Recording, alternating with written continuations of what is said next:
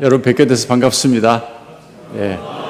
아까 총장님하고 잠깐 얘기를 나누면서 제가 이 학교를 와본 적이 있었거든요. 꼽아 보니까 40년 전이더라고요. 그만큼 시간이 참 많이 그동안 흘렀습니다.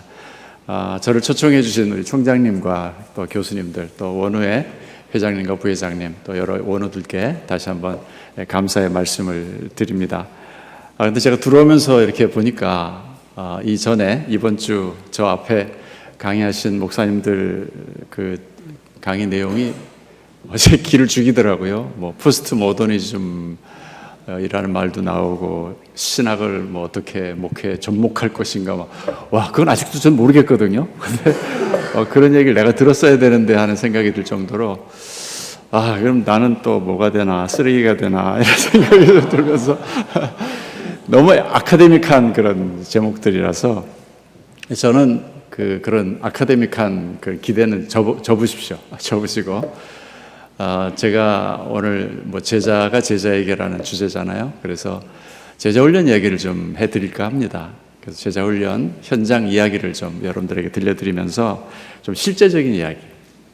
어쩌면 학우들이 지금 신학 공부를 하고 계시지만 여기 와보니까 거의 제가 무슨 중세 수도원에 온 느낌이 들어서 너무 좋아요. 정말 좋습니다. 외국에 온 느낌이고, 그리고 아까 찬양 부르는데도 정말 수도사들이 부르는 찬양과 같이 쫙 이렇게 비도 오고 쫙 이렇게 깔리는데 죽이는데요? 아무튼 오늘 그 강의가 그저 딱딱하지는 않으실 겁니다. 벌써 느낌 오지 않습니까? 팍팍? 그죠? 네. 딱딱하지 않게 여러분들과 좀 호흡하면서 실제로 신학 공부하신 여러분들의 마음을 제가 잘 알거든요. 신학과 목회 현장과의 어떤 그 간극이 좀 없지 않아 있습니다. 그래서 신학은 분명히 내가 이렇게 배웠는데 이걸 가지고 현장에 적용하려고 들면 이게 또 다른 문제다는 생각이 들어서 당황할 때가 참 많거든요. 그런 부분에서 제가 조금 여러분들에게 도움이 됐으면 해서 오늘 또 이 자리에 서게 됐습니다. 저는 지난 24년 동안 학교에서 학우들을 가르치고 또 교회, 경기도 광주입니다. 전라도 광주가 아니고 경기도 광주에서 또 지금까지 목회를 해오고 있습니다. 그리고 총신대학교에서 바로 이 주제, 제자훈련 현장 이야기를 가지고 10년째 이제 그 강의를 해왔습니다. 이제 은퇴를 다 했고요. 어쨌든 뭐 저는 지금 25년째 아직도 현역으로 이 제자훈련 목회를 하고 있으니까 이만하면 뭐 이 자리에 서서 좀 입을 털 수 있지 않을까 그렇게 생각을 좀 합니다. 그리고 지금 전 또 이제 제자훈련 컨설팅도 하고 있어요. 그래서 앞으로 제가 은퇴를 하게 되면 제자훈련 컨설팅이라든가 혹은 뭐 설교에 대한 그 클리닉 그런 걸 좀 문을 좀 열면 좋겠다는 생각을 가지고 있습니다. 혹시 여러분들 중에 아시는 물주가 계시면 연락해 주시면 감사하겠습니다. 그럼 제가 왜 그 많은 목회 방법 중에 제자훈련 목회를 하게 됐는가 이거부터 좀 말씀을 드려보겠습니다. 제가 1995년에 미국 유학을 마치고 한국에 돌아왔습니다. 돌아오자마자 저는 이제 오카노 목사님의 부름을 받고 사랑의 교회로 부임하게 됐습니다. 첫 사역지였던 거죠. 근데 되게 그런 말이 있잖아요. 새는 알에서 깨치고 나왔을 때 제일 먼저 눈에 들어오는 물체가 자기 엄마라고 안다고 그래요. 제가 그런 케이스가 아닌가 생각이 좀 들어요. 제가 자라난 교회는요, 굉장히 전통적인 교회였습니다. 정말 전통적인 교회였어요. 그 교회가 이전에는 고신 교회였는데 합동으로 이렇게 간 교회로 알고 있었거든요. 아주 전통적인 교회로서 목회 방식에 좀 저는 약간의 회의감? 그렇지만 그게 뭐가 잘못된지는 알지 못하는 그런 상태에서 어린 시절부터 쭉 자라났습니다. 여러분들한테 이 말씀을 드리면 어떨지 모르겠는데 이승구 교수님이시죠? 그분하고 제가 같은 교회에서 자라났습니다. 초등학교 5학년 때, 제가 5학년 때 그분은 6학년이었어요. 1년 단위로 해가지고 초등학교, 중학교, 고등학교, 그 다음에 군대 갈 때까지 계속 그 교회에서 생활을 했습니다. 이승구 교수님 좀 이상한 분이셨어요. 왜냐하면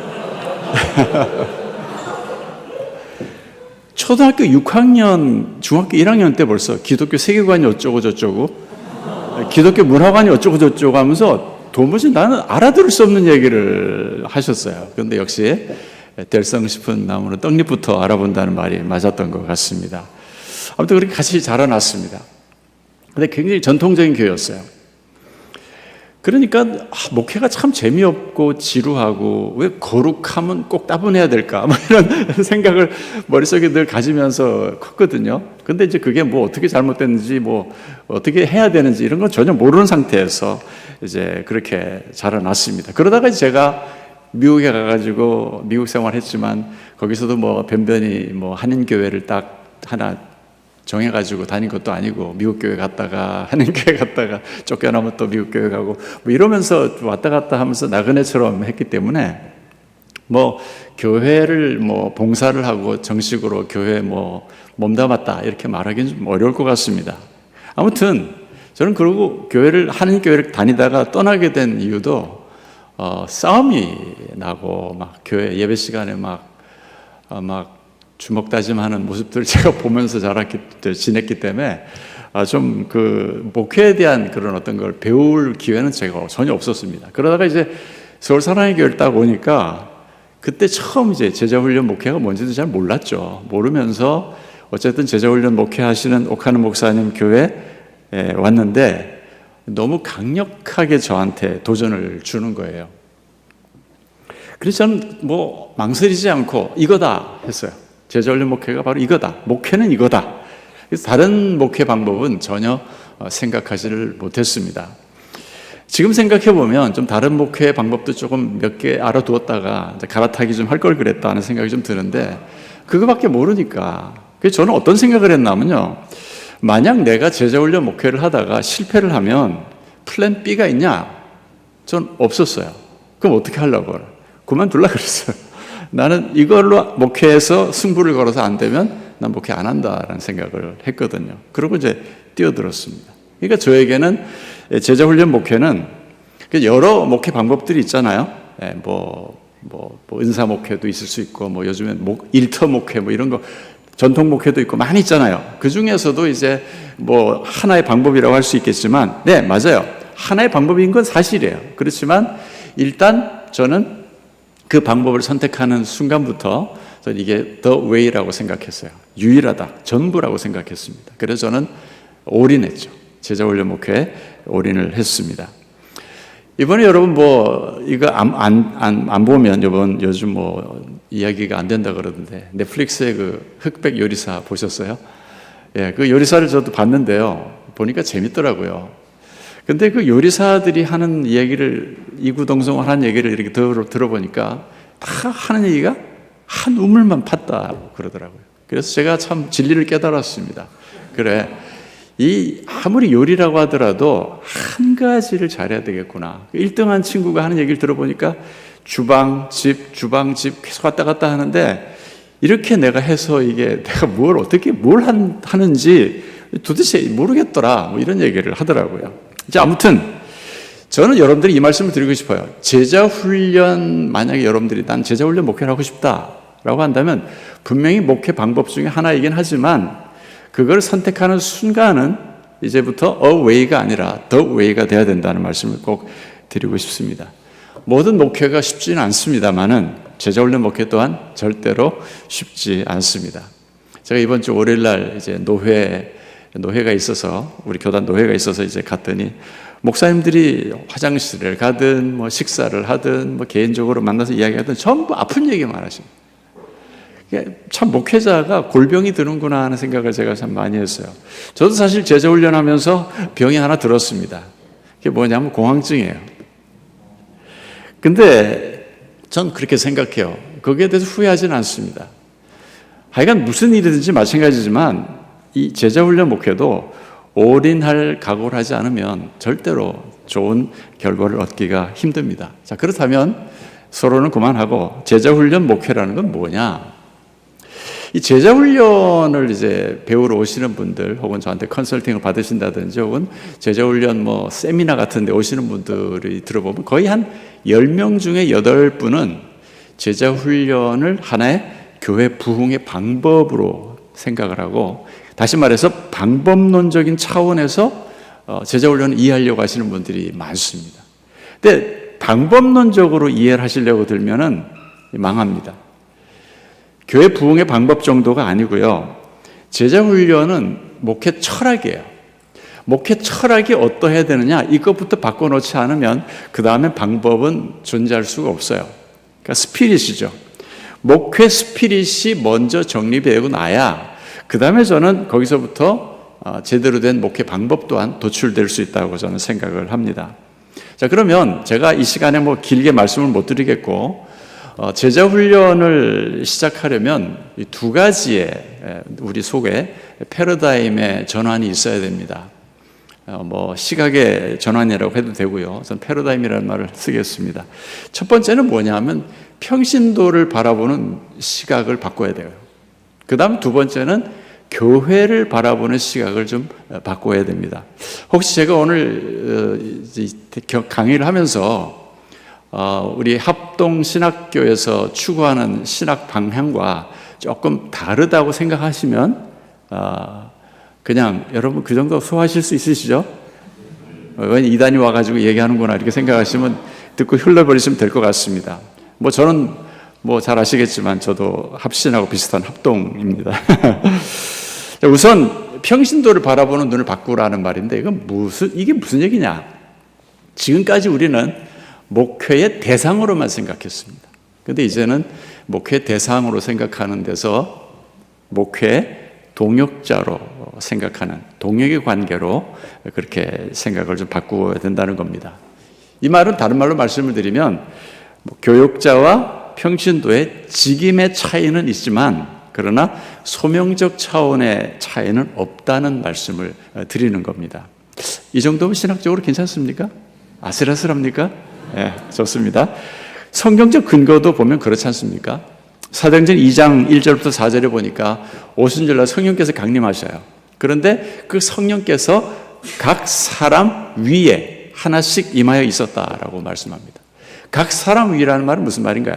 모든 사람이라는 뜻이죠. 그러니까 사도들의 머리에만 성령이 임한 게 아니라 거기 앉아있는 120명의 남녀노소 불문하고 모든 사람에게 다 성령이 임했다는 겁니다. 이런 걸 보면 굳이 꼭 목회자만 사도만 이렇게 사역을 해야 되고 평신도들은 시키는 대로만 하고 이런 식의 어떤 동역의 관계가 아니라 이런 대상의 관계로 생각해서는 안 되지 않나 그렇게 생각을 합니다.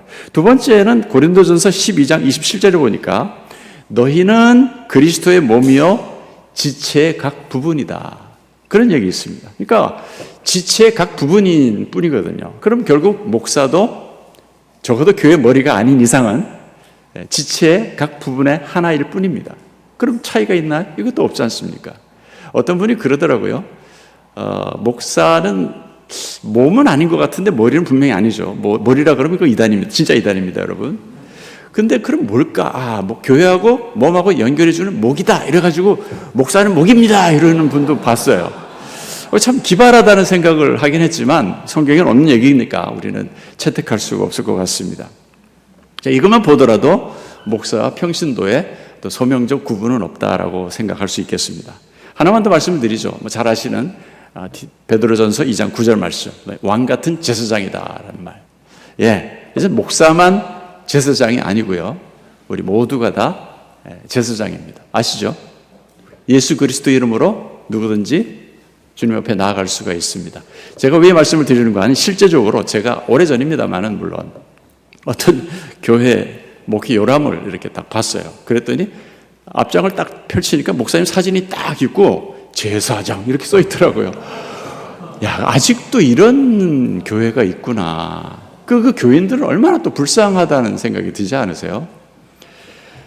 그런 교회들이 있어요. 그러니까 아무튼 한국 교회가 엄청 손해를 봤다고 하는 생각을 들어요. 무슨 얘기냐면 평신도를 목회 대상으로만 생각을 하니까 그냥 한 로봇처럼 만들어 놓은 거예요. 근데 그러지 말고 그들이 가지고 있는 잠재력을 끌어낼 수 있었다면 얼마나 한국 교회가 더 파워풀했을까 그런 생각을 좀 해봅니다. 그래서 이제 평신도들을 동역자로 만들려면 이제 어떻게 해야 되겠어요? 훈련해야 되는 거예요. 시간이 간다고 해서 저절로 자연스럽게 목회 동역자가 되지 않더라고요. 아무리 당신 내 동역자입니다 라고 얘기를 해도 그 말을 이해는 해요. 무슨 말인지 알겠는데 목사님 마음 참 아름다우세요, 고우세요, 뭐 이래요. 그게 아니고 정말 내가 이제는 목사님처럼, 아니 그 이상으로 뛰어야 되는 사람이구나, 사명자구나 소명자구나 하는 걸 알게 되려면 이게 일정의 아주 독한 훈련의 과정이 필요하더라는 겁니다. 그래서 이런 말이 있잖아요.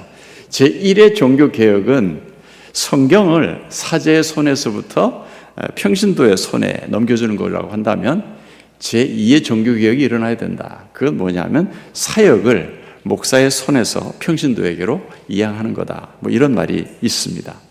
그래서 제자훈련 목회 이러면 한마디로 이건 훈련 목회다 이렇게 이해하시면 됩니다. 제자훈련 목회는 훈련 목회입니다. 그럼 훈련하려면 어떻게 해야 될까요? 사람에게 집중해야 됩니다. 그러니까 어떻게 보면 제자훈련하는 교회가 뭐 사회운동에 막 앞장서고, 제자훈련하는 목회하는 분이 이벤트를 막 신경을 써가지고 막 사람들 막 끌어모으려고 그러고 뭐 200만 뭐 이런 거, 난 제자훈련의 정신에서 어떨까 혼자 좀 이렇게 생각을 해봅니다. 그러니까 제자훈련은 좀 구심력이 강하다고 난 생각해요. 이게 제 생각입니다. 원심력적이진 않아요. 제자훈련은 한 사람에게 집중하는 것이기 때문에 이게 파고드는 스타일이거든요. 옥하는 목사님이 그랬습니다. 그래서 이 칼 세미나를 할 때마다 옥 목사님 제일 첫 시간에 하는 강의가 뭐냐면 광인론이에요. 미칠 광자에다 사람 인자거든요. 그러니까 사람에게 미친다는 뜻이에요. 그만큼 사람에게, 제가 제목을 한 영혼의 세레나데라고 아주 낭만적으로 만들어놨는데 여러분 낚으려고 그런 겁니다. 이게 한 영혼에게 내가 집중하지 않으면 제자훈련을 절대로 못합니다. 절대로 못해요. 그래서 뭐 제자훈련의 세계화 뭐 이런 거는 조금 저는 이 원래 취지에 좀 맞지 않는다고 저는 생각을 해요. 옥 목사님이 이제 광인론을 하시다가 이제 나중에 힘드시니까 그 다음에 이제 저를 앞에다가 총알바지로 세우셔가지고 이런 간증을 먼저 하게 하시더라고요. 그러고 나서 척 이렇게 저는 세례요한이었습니다. 늘. 자, 그 사람을 이제 예수님 제자로 만드는 일에 올인하는 것, 이것이 제자훈련 목회 철학의 핵심입니다. 그러니까 내가 목회하는 교회 성도들이 몇 명 출석하느냐, 그게 중요한 게 아니라는 거죠. 그냥 100명을 놓고 목회를 하든 1000명을 놓고 목회를 하든 한 영혼을 제자 삼는 데 충성을 다 했느냐. 훗날 예수님께서 물어보실 때 이 질문에 대해서 우리가 어떤 대답을 할 수 있는가, 이것이 우리 목회를 평가하는 기준이 되어야 된다고 저는 그렇게 생각을 합니다. 그래서 제자훈련 목회는 훈련 목회라고도 하지만 또 이런 말로도 저는 표현합니다. 한 영혼 철학. 한 영혼 철학. 제가 쓴 책이에요. 책 제목입니다. 한 영혼을 위한 세레나데라는 책인데, 그 책은 제가 이제 경기도 광주로 어떻게 서울 사랑의 교회에서 가게 됐는가, 그리고 거기 가서 어떻게 제자훈련을 그 교회에 정착을 시켰는가, 그런 이야기를 써놓은 무용담입니다. 그렇지만 그냥 낭만적이거나 또 뭐 여러분들한테 뭐 어떤 무용담을 고백해 놓기 위해서 쓴 책이 아니고, 저는 그 책을 통해서 그 책을 읽는 분들한테 던지는 질문이 하나 있습니다. 당신은 한 영혼을 위해서 목숨을 걸 수 있는가? 오늘 강의를 들으시는 우리 학우 여러분들도 이제 필드에 나가기 전에, 이 학교를 졸업하시기 전에 이것부터 먼저 여러분들이 정말 대답할 수 있어야 된다고 생각을 해요. 꼭 앞으로 제자훈련을 하든 하지 않든 뭐 그건 둘째 문제고, 여러분들이 어떤 방식의 목회 방식을 선택하시든 간에 그 중심적 가치, 그 핵심에는 반드시 당신은 한 영혼을 위해서 목숨을 걸 수 있느냐, 이 질문에 대해서 정직하게 대답할 수 있어야 된다고 저는 그렇게 생각을 합니다. 그 다음에 두 번째로 제자훈련을 하려면요, 교회를 바라보는 시각을 또한 좀 바꾸어야 하겠습니다. 다시 말해서 교회가 왜 세상에 존재하는가? 우리는 그저 당위성만 생각을 하고 있었지 왜 존재하는가에 대해서 좀 집요하게 따져보지는 못했다는 생각이 들더라고요. 빌 하이벨스 목사님이라고 여러분 아시죠? 미국의 윌러크릭 교회 목사님이십니다. 이제 뭐 은퇴하셨습니다만은 그분은 교회는 세 가지를 위해서 존재한다 그랬어요. 첫 번째는 하나님을 위해서 존재한다. 두 번째는 세상을 위해서 존재한다. 그리고 세 번째는 교회 자신을 위해서 존재한다고 했습니다. 뭐 잘 아시는 대로 하나님을 위해서 존재한다는 말은 예배를 말하죠. 그 다음에 세상을 위해서 존재한다는 말은 선교를 말합니다. 그럼 자기 자신을 위해 존재하는 말은 무슨 뜻일까요? 이것은 훈련을 의미합니다. 자신을 위해 존재한다. 훈련이에요. 예수님께서 이제 승천하시기 전에 마지막으로 우리에게 내리신 명령이 있죠. 마태복음 28장 18절에서 20절을 보니까 내가 네게 분부한 모든 것을 가르쳐 지키게 하라 그랬습니다. 자, 지금까지 한국교회가 잘한 일이 있습니다. 그건 뭐냐면 가르치는 일이었어요. 뭐 부흥회라고 하지도 않고 부흥사경회라고 할 정도로 우리는 정말 배우는데 굉장히 열심을 냈습니다. 가르치는 일 정말 잘했습니다. 저도 어릴 때 생각해보면 성경 공부 정말 많이 했던 것 같습니다. 근데 정작 어떻게 해야 되는지는 그냥 알아서 하라는 뜻이었던 것 같습니다. 가르치는 참 잘했어요. 그런데 제 생각입니다. 간과한 일이 하나 있습니다. 그건 뭐냐면 지키게 하는 일이었어요. 오늘 예수님께서 뭐라고 하십니까? 가르쳐 지키게 하라고 말씀하셨거든요. 그러면 가르친 다음에 어떻게 하라는 겁니까? 그걸로 끝나는 게 아니라 뭐 당신 알아서 하십시오. 이게 아니라 이제부터 지키는지 안 지키는지 그 말씀대로 내가 가르친 대로 그대로 살아가는지 지켜보라는 거잖아요. 그게 훈련을 말하는 겁니다. 방치해 두지를 말고 계속해서 말씀 따라서 살아가도록 훈련시켜라. 모든 족속을 제자 삼았으면 이제 그 제자 삼은 그 일은 훈련함으로써 완성이 된다는 겁니다. 물론 제자라는 것은 태어나는 것은 아니죠. 그리고 예수를 믿는 순간 우리는 제자로 부름받습니다.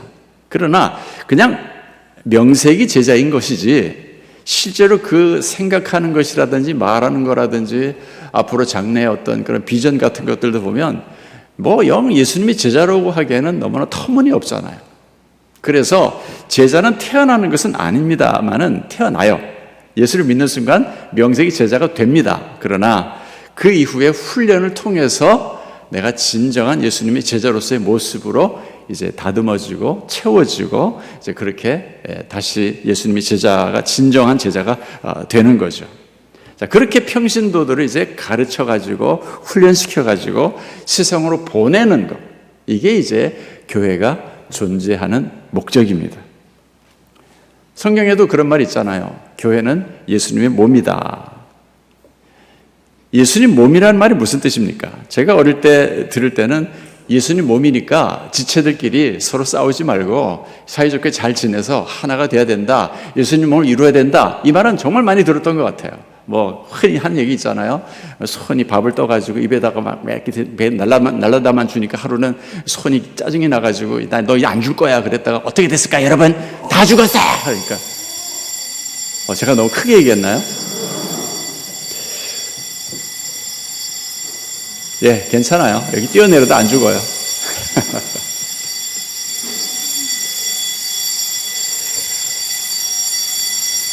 자, 예수님의 몸이라는 데서 끝나버렸단 말이죠. 그게 좀 약간 찝찝했었어요. 예수님 몸을 이루었으면 이제 뭔가를 해야 되잖아요. 그 얘기는 제가 들어본 적이 없는 것 같습니다. 그런데 제가 이걸 공부하면서 그 생각을 한 거예요. 그래, 예수님께서 세상에서 33년을 사셨어요. 그 중에 마지막 3년을 공생애를 사셨는데 그동안 예수님이 육신의 몸을 입고 사셨잖아요. 육신의 몸을 입고. 그런데 이제 승천하시고 예수님 몸은 이 땅에 없습니다. 그러면 진짜 예수님 몸이 없는가? 아니에요. 이 지상에 예수님께서 몸을 남겨놓으셨습니다. 그게 뭘까요? 교회입니다. 그럼 교회가 해야 될 일은 너무나 명백한 거예요. 해야 될 일이 뭐예요? 예수님의 몸으로서 역할을 해야 되는 거죠. 가르치고 전파하고 치유하고 회개하라. 천국이 가까이 왔느니라. 이거 외치는 게 이게 교회가 해야 될 일이라는 거죠. 그러니까 저는 교회 자체가 저는 미셔널하다고 생각해요. 본질적으로 선교적인 것이 이게 교회입니다. 그런데 문제는 뭡니까? 이 교회 성도들이 교회를 찾아 나올 때는 그런 미셔널한 그런 본질이다, 이걸 전혀 모르고 오거든요. 그냥 자기가 그냥 몸이 아프니까 뭐 예수 좀 믿으면 병이 좀 나을까 싶어서, 애 좀 이렇게 교육 좀 잘 시켜보려고, 뭐 사업이 좀 잘 될까 싶어서, 그게 다 문고리 잡은 사람들이잖아요. 그러니까 이분들이 다 자기 어떤 개인적인 필요 때문에 교회를 처음 나오기 시작했지, 처음부터 무슨 선교단체처럼, 선교단체는 참 목적이 분명하잖아요. 처음부터 아예 선교. 그러니까 그냥 사람들이 와도 그냥 응집력이 있고 그냥 파워가 있잖아요. 근데 교회는 그렇지 않은 곳이거든요. 그러니까 교회에서 그렇지 않은 사람들이 모여있는 곳에서 이 사람들이 이제 잘 이렇게 설득을 하고 훈련을 시켜가지고 이제 교회가 해야 할 일이 무엇이고 당신들이 평신도들이 해야 할 일이 무엇이다에 대해서 계속 가르쳐 줘야 된다는 거예요. 이게 제자훈련 목회입니다. 그래서 이분들로 하여금 목적을 알고 이제 그 목적을 위해서 신앙생활을 하도록 만들어주는 것. 이게 이제 우리 교회가 해야 할 일입니다. 따라서 제자훈련의 목적은 무엇이냐? 한마디로 정리될 수 있습니다. 이제 세상으로 보냄받습니다. 세상으로 보냄받은 그리스도의 제자로 훈련하는 것. 이것이 제자훈련의 목적입니다. 그래서 이 보냄받았다는 말이 굉장히 중요하지 않습니까? 보냄받았다는 말. 이 말이 이제 바로 예수님께서 하나님께서 나를 보내신 같이 나도 너희를 세상에 보내노라 하실 때 그 보내셨다는 말이거든요. 거기서 이제 사도라는 말이 나오게 됐잖아요. 그래서 사도직은 계승되지 않습니다. 사도직은 이제 끝났어요. 성경이 완성되고 66권으로 완성되면서 사도직은 끝났습니다. 어포슬십은 끝났죠. 이게 아직도 계속된다고 하시는 분들이 이제 신사도 운동 하시는 분들이잖아요. 예? 그러니까 아직도 계시가 내려온다잖아요. 예? 그러니까 내가 직통 계시파인 거예요. 그래서 우리가 이단 이야기를 하는 거거든요. 그렇지만 사도직은 끝났지만 사도성, 어포스톨리스틱, 사도성은 계승됩니다. 사도성이라는 건 뭐냐면 두 가지를 말하는 거거든요. 첫 번째는 예수 그리스도의 복음, 그리고 또 하나는 예수 그리스도께서 우리에게 주신 소명. 이거 감람산에서 예수님 승천하실 때 500여 명으로 대충 알려져 있잖아요. 그분들한테 예수님이 하신 그 마지막 명령이 그게 그 자리에 모인 사람들한테만 주신 말씀이라고 할 수 있잖아요. 우리는 들은 적 없잖아요. 책을 통해서 그냥 성식을 통해서 본 것일 뿐이죠. 하나님, 예수님 말씀도 직접 듣지 못했고 우린 직접 이렇게 해라 명령도 받지 못했어요. 그러나 우리는 그것을 나에게 주신 명령이고 나에게 주신 말씀이라고 우리가 믿기 때문에 우리가 지금 복음을 계승하고 우리가 소명을 계승하거든요. 이게 사도성입니다. 그걸 어떻게 가능하게 만듭니까? 성령 하나님께서 그것을 이제 시간을 초월해 가지고 우리에게 현실적으로 적용되도록 만드신다는 겁니다. 이게 이제 교회인데, 제가 지금까지 어려서부터 자라났던 그 교회는 참 그 교회한테 죄송한데요. 어쩔 수 없습니다. 우리가 살아야 되니까. 기존 교회는요, 좀 세상으로 보냄받은 예수님이 제자라는 인식은 좀 부족했던 것 같습니다. 그러니까 모든 신앙생활은 다 교회 안에서 이루어져야만 했어요. 제가 참 많이 들었던 말 중에 항상 그 교회 표어가 있잖아요. 뭐 하나님 중심, 성경 중심, 그 다음 나오는 말이 교회 중심이라는 말이었어요.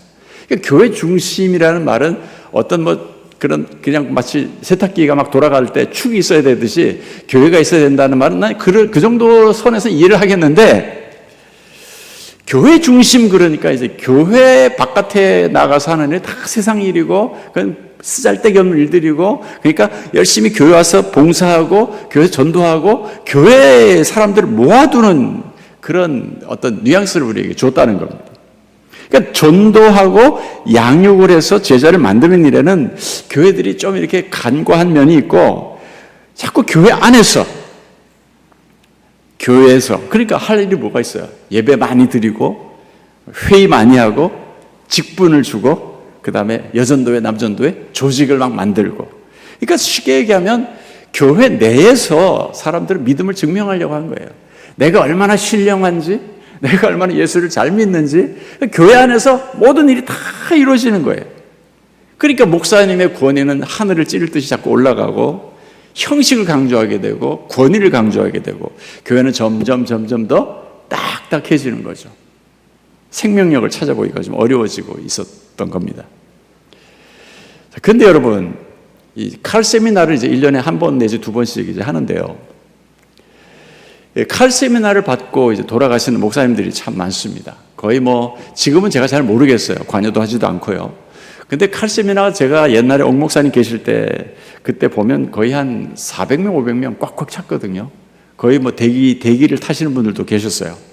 근데 그렇게 400명, 500명 되시는 목사님들이 칼 세미나를 해서 제자훈련 목회를 하고 싶다고 해서 와서 받고 이제 돌아갈 때는 정말 막 바닷물을 집어삼킬 것 같아요. 근데 실제로 여러분 통계가 있는데요. 이건 잘 얘기를 안 하는 통계인데 아마 김명호 교수님도 얘기 안 하셨을 거예요. 정말 통계가 10분의 1도 안 돼요. 그러니까 10명이 그 훈련을 받고 가도 그 중에 한 명 할까 말까? 안 된다는 거예요. 그 왜 안 할까? 왜 어떤 목사님들은 시도조차도 못 하고요. 어떤 분들은 또 하다가 힘들어갖고 포기하는 분들도 있어요. 어떤 목회 방법이라고 해서 다 하다가 포기하나요? 그건 아니잖아요. 뭔가 분명히 제자훈련 목회이기 때문에 포기하는 이유가 있을 거다는 생각을 전 좀 해봤어요. 그래서 한번 생각해 봤더니 왜 힘들까? 왜 안 할까? 제가 몇 가지를 한번 정리를 해봤어요. 첫 번째 보니까 훈련의 개념을 이해시키는 게 힘들다는 생각이 들더라고요. 왜 그런가 하면 지금까지 제가 말씀드린 것처럼 한국 교회 목회 현장이 아예 훈련이라는 개념이 없었다는 거예요. 그냥 낯설었어요. 그러니까 이 말에 대해서 설명하는 것이 보통 힘든 일이 아닌 거죠.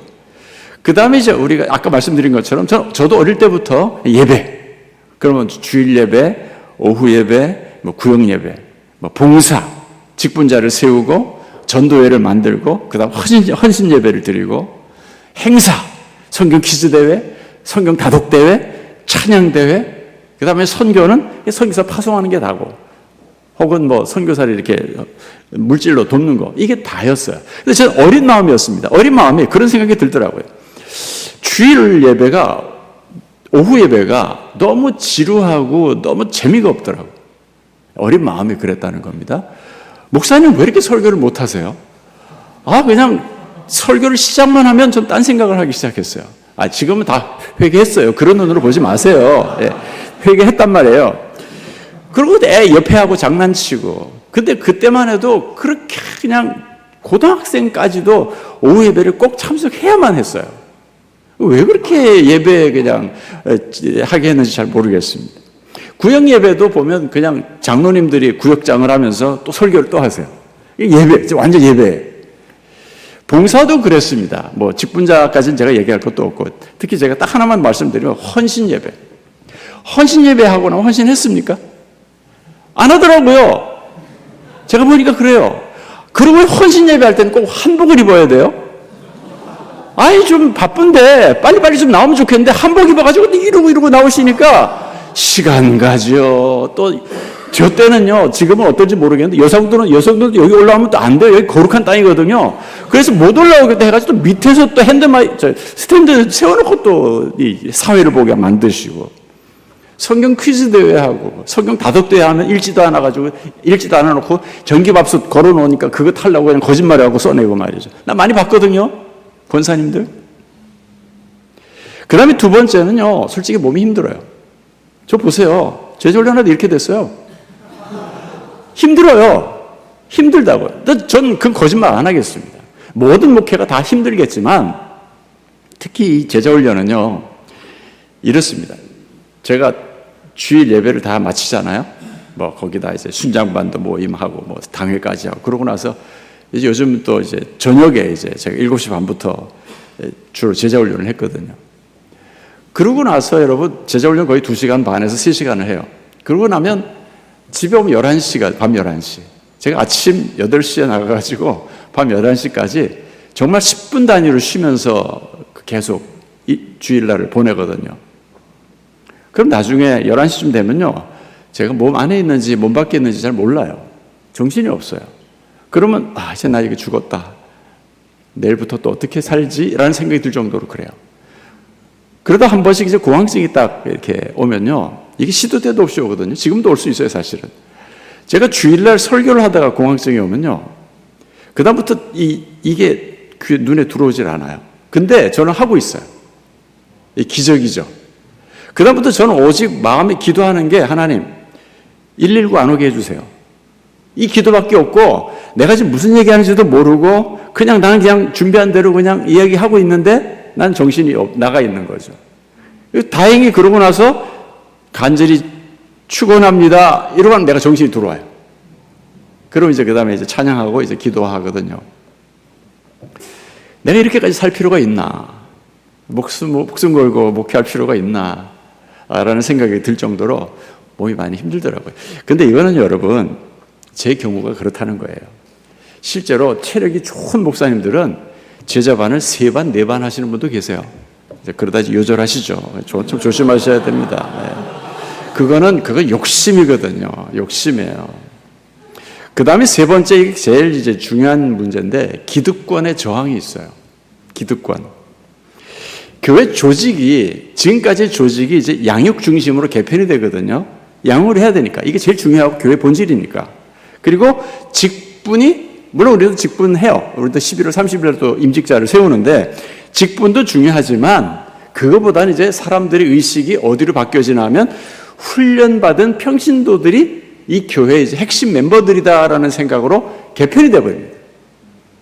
그리고 그 다음에 비본질적인 요소들이 다 제거가 됩니다. 다시 말하면 불필요한 조직들, 전도회라든가 저희는 남전도회도 없고 여전도회도 없어요. 헌신 예배 지금까지 25년 동안 드린 적이 없습니다. 그 다음에 목사의 기득권도 내려놔야 돼요. 장로의 기득권도 포기해야 됩니다. 그런데 목사님들이 그런 얘기를 저한테 해요. 아유, 목사님 강의 잘 들었습니다. 근데 안 그래도 요즘 교인들 목사 알기 우습게 하는데 자꾸 목사 기득권 내놓으라 그러는데 목사 그럼 더 우습게 알아요 그러더라고요.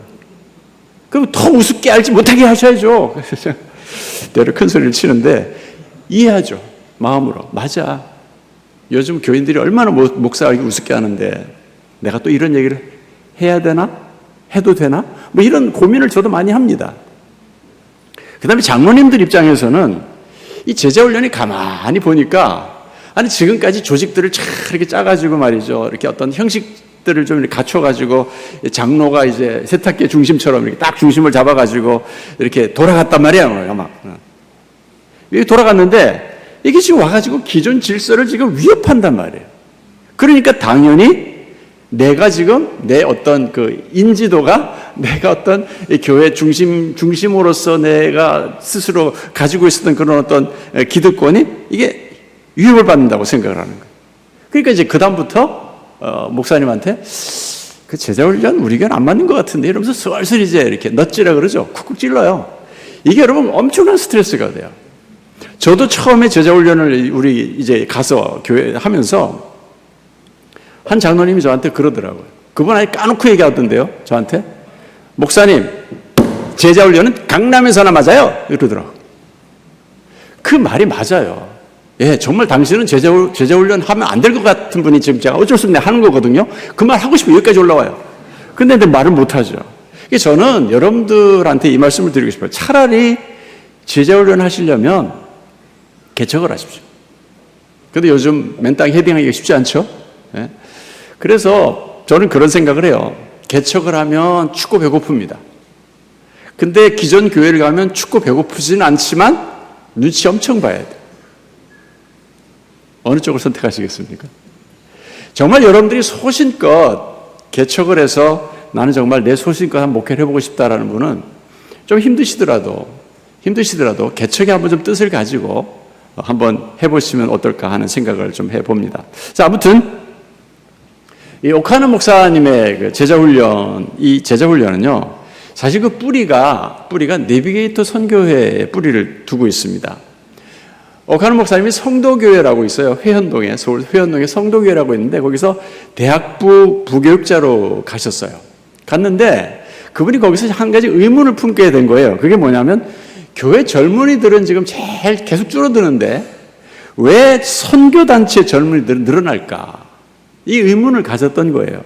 실제로 그분이 갔을 때 대학부에 남아있는 아이들이 2명밖에 없었대요. 그래서 2명 다 해산시켜버렸어요. 그리고 그때부터 내가 제자훈련을 한번 해봐야 되겠다는 생각이 들어서 한번 선교단체에 정탐을 한번 보내보자. 간첩을 보내보자 해가지고 그 중에 좀 똑똑한 서울대 다니는 학생이 하나 있었대요. 그래서 그 학생을 이제 그 내비게이터 선교회로 이제 이 간첩지를 보낸 거예요. 그리고 이분이 가가지고 거기 가서 내비게이터 가가지고 제자훈련을 배웠어요. 배우면서 거기서 말하고 있는 핵심적 가치가 무엇인지, 어떻게 진행을 하는지, 교재는 뭘 사용하는지, 뭐 이런 노하우들을 싹싹 다 끌고 왔어요. 그분이 누구였냐면 방선기 목사님이라는 분이에요. 아시는 분이에요? 일터 사역에 유명하신 분이시죠. 방선기 목사님이 그래 간첩이셨습니다. 1호 간첩이었어요. 그래서 이분이 갔다 온 다음에 옥 목사님이 정리를 했어요. 선교단체와 기존 교회가 다른 점이 이거구나라는 걸 알았어요. 첫 번째가 뭐였냐면 선교단체에는 교리보다도 복음이 있더라는 거예요. 무슨 얘기냐면 왜 기존 교회는 그 교리가 없고 복음도 없으니까 이 말은 아니고 잘 새겨 들으셔야 돼요. 또 왜곡하시는 분들 계시더라고요. 복음이 있다는 말은 무슨 말이냐면 십자가에 감격이 있다는 거예요. 단순하게 어떤 팩트, 그러니까 교리적인 것만 내가 이렇게 갖추는 게 아니라 그 감격 또한 동시에 갖추더라는 거죠. 제가 사랑의 교회 처음 가가지고 그 충격받은 게 뭔지 아세요? 예배를 드리는데 제가 첫 예배 인사하는 날이었어. 예배를 딱 드리는데 다 일어서 가지고 그 주기도문송을 했어요. 하늘에 계신 아버지 그거 있잖아요. 그거 하는데 울더라고요.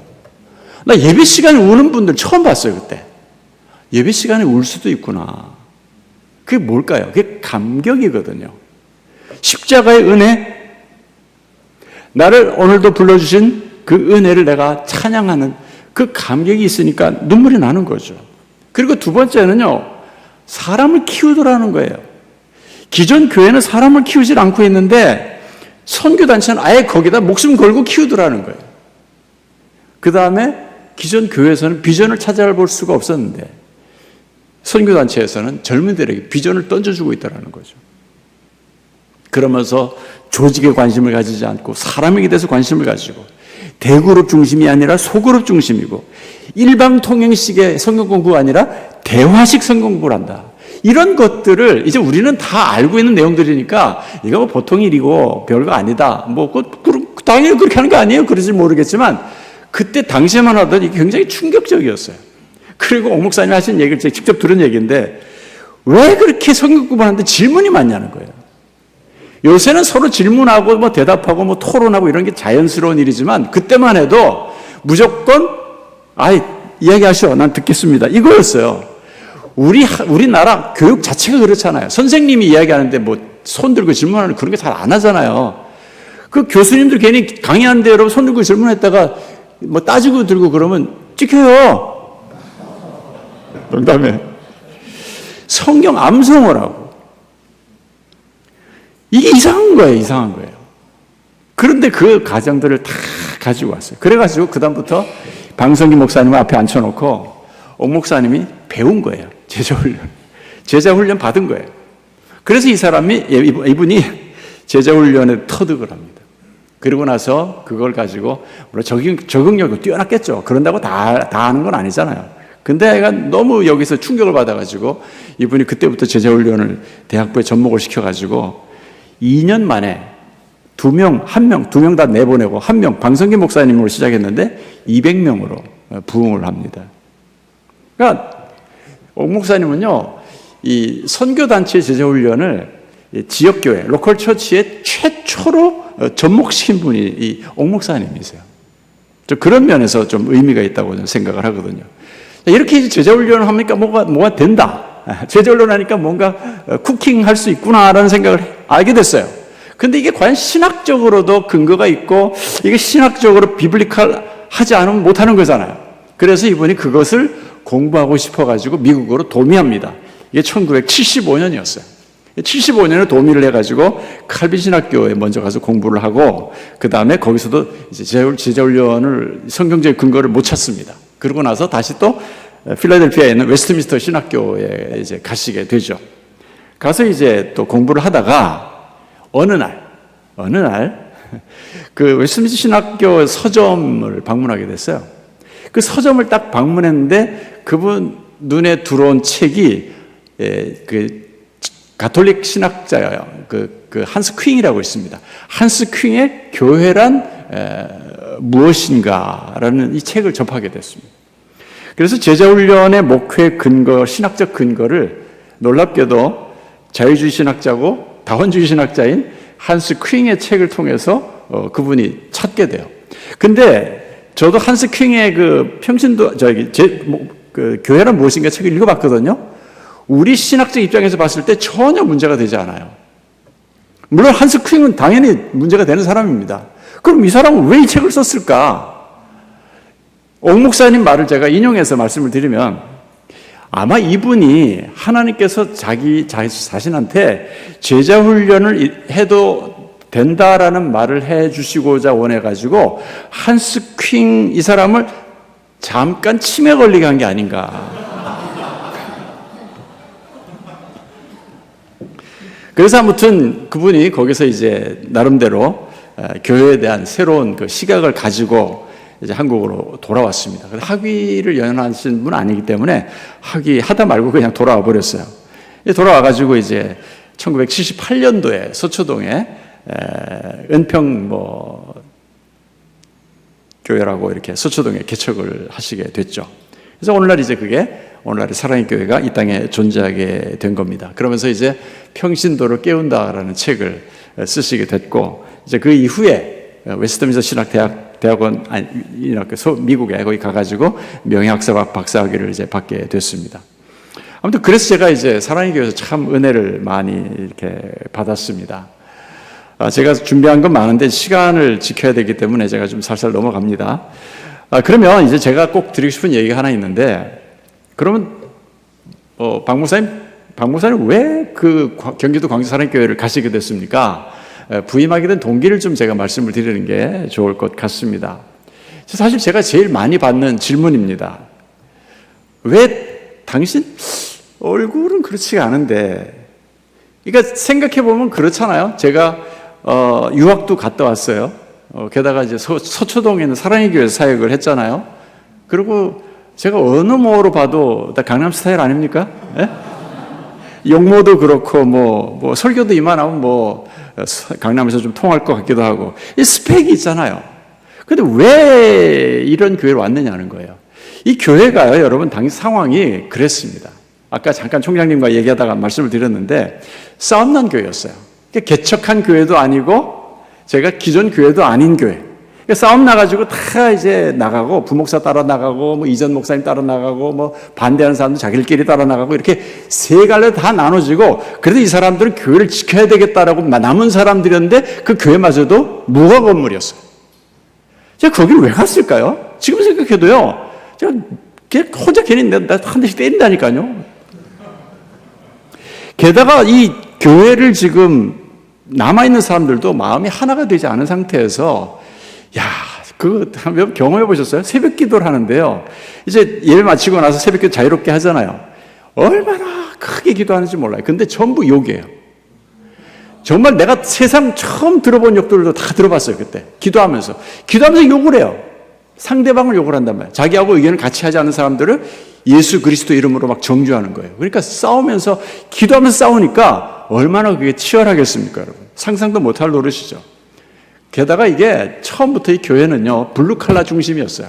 그러니까 배관공이라든가 재활용품 수입해 이제 모아가지고 팔고 주로 소 키우고 이런 분들이 이제 주로 그 칼라가 이제 정해져 있었던 거예요. 그러니까 학력도 낮고 전혀 길들여지지 않은 야생마 그런 거 있잖아요, 여러분.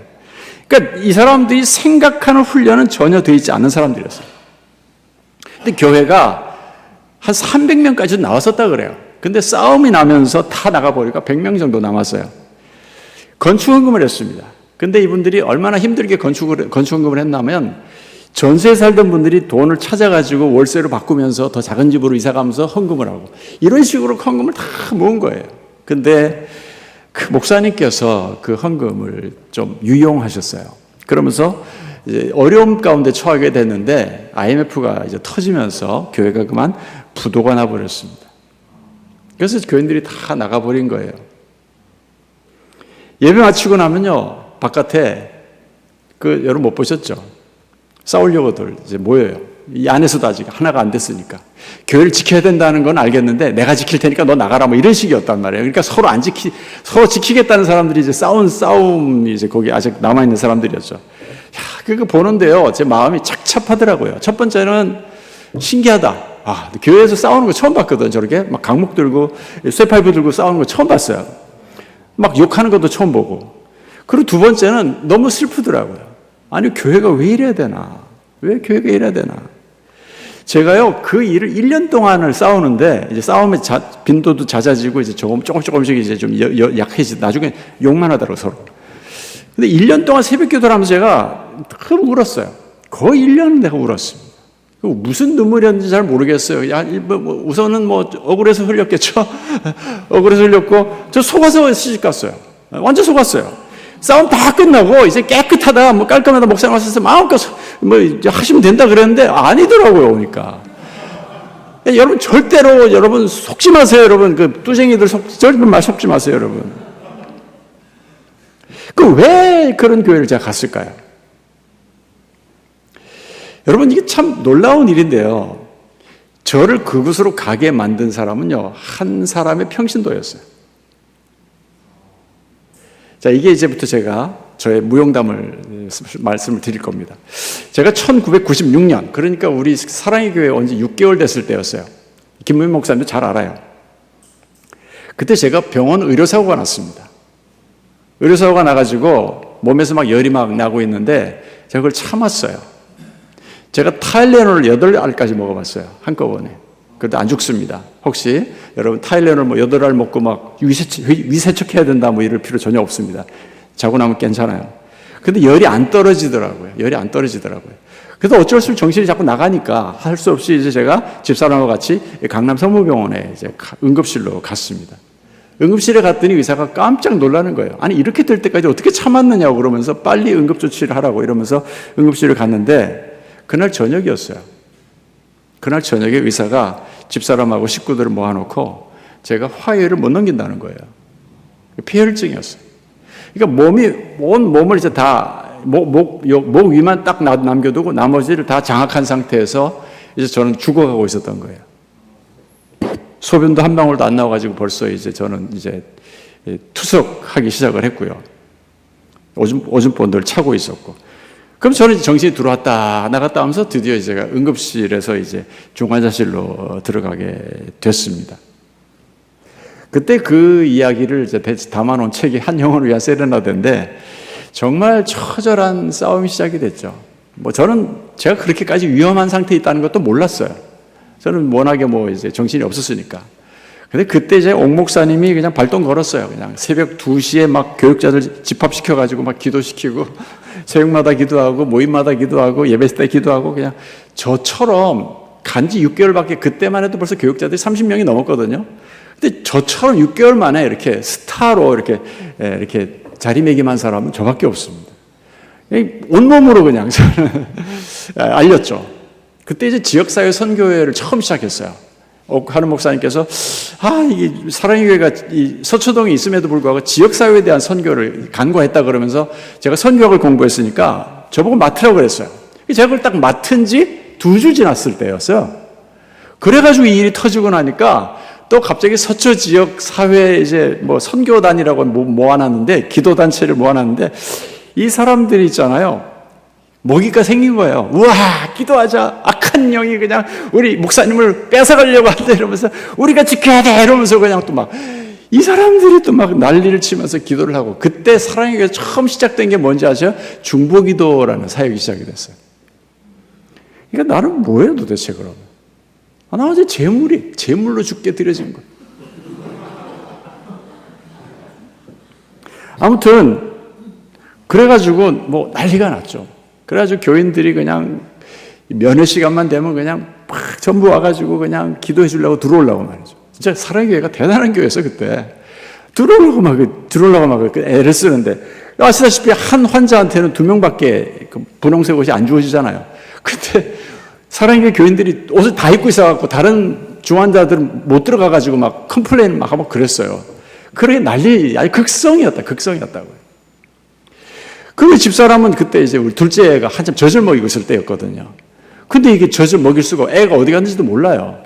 애가 누구 손에 지금 키워지고 있는지도 모르고 우리 그렇게 2주를 지냈어요. 그 지금도 애한테 좀 그 약간 그 분리불안장애 같은 거, 이제는 어른이 됐어요. 어른이 됐는데 그걸 자기가 스스로 이겨내더라고요. 분리불안장애가 늘 있어가지고 진짜 청소년 때 얼마나 진짜 개지랄했는지 몰라요. 제가 걔 때문에 아주 죽는 줄 알았어요, 진짜. 목회를 그만해야 되나 싶을 정도로 생각을 했었어요. 그러니까 제가 뭐 제 탓도 아니지만 아무튼 뭐 그런 어려움을 참 많이 겪었습니다. 저희 집사람은 그런데 젖은 막 불잖아요. 젖은 부니까 또 젖을 또 줄 수는 없고, 줄 놈은 없고, 그러니까 또 아파가지고 막 이러고 있으면 또 사모님들이, 사랑의 사모님이 참 대단해요, 그때도. 사모님들이 집사람 또 화장실 데려가가지고 막 짜줬어요. 무슨 젖 짜듯이 막 짜주고.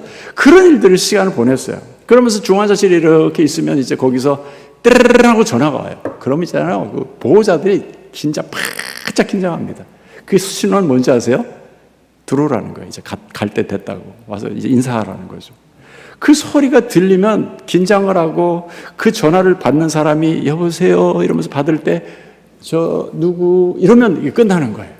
그 긴장감 느껴지세요? 그 집사람이 앉아가지고 한 주 열흘을 그걸 기다린 거예요.